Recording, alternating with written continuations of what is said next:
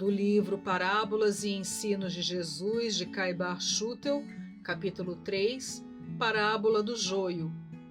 Abre aspas. O reino dos céus é semelhante a um homem que semeou boa semente no seu campo. Mas enquanto os homens dormiam, veio um inimigo dele, semeou o joio no meio do trigo e retirou-se. Porém, quando a erva cresceu e deu fruto, então apareceu também o joio. Chegando os servos do dono do campo, disseram-lhe: Senhor, não semeaste boa semente no teu campo? Pois de onde vem o joio? Respondeu-lhes: Homem inimigo é quem fez isso. Os servos continuaram: Quereis então que vamos arrancá-lo? Não, respondeu ele, para que não suceda que, tirando o joio, arranqueis juntamente com ele também o trigo.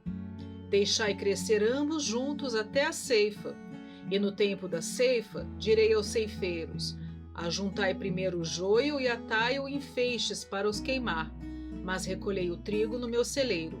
Fecha aspas, Mateus capítulo 13, versículos 24 a 30.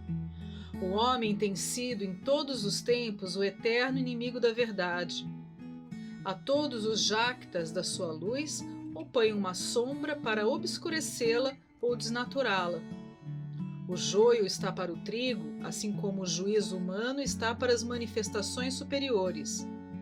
Uma doutrina, por mais clara e pura que seja, no mesmo momento em que é concedida ao homem, suscita inimigos que a trucidam, interesseiros e interessados em manter a ignorância que a desvirtuam, revestindo-a de falsas interpretações e desnaturando completamente a sua essência puríssima. São como o joio que a mesquinha transforma, envenena e até mata o trigo. A doutrina de Jesus, embora de nitidez incomparável, de lógica e clareza sem igual, não podia deixar de sofrer essa malsinada transubstanciação, que a tornou esquecida, ignorada e incompreendida das gentes.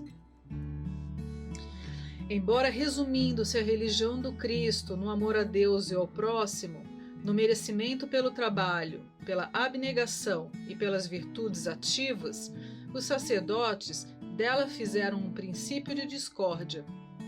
Degeneraram-na em partidos religiosos que se digladiam numa luta tremenda de desamor, de ódio, de orgulho, de egoísmo, destruindo todos os princípios de fraternidade estabelecidos pelo Cristo. Em vez da religião imaculada do Filho de Maria, aparecem as religiões aparatosas de sacerdotes preconizando e mantendo cultos pagãos, exterioridades grotescas, dogmas, mistérios, milagres, exaltando o sobrenatural, escravizando a razão e a consciência das massas.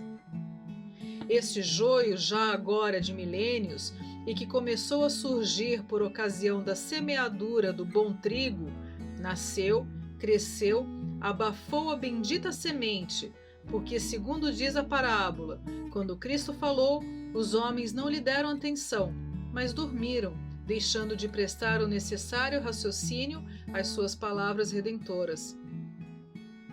E como depois, pela mescla da palavra do Cristo com as exterioridades com que a revestiram, se fizesse confusão idêntica à do joio e do trigo, logo após nascerem, o Senhor deliberou esperar a ceifa, quer dizer, o fim dos tempos, que deveria apresentar o produto da sua palavra e os resultados das religiões sacerdotais, com as suas pompas, para que os ceifeiros ficassem encarregados de queimar, entre aspas, o joio e recolher, entre aspas, o trigo ao celeiro.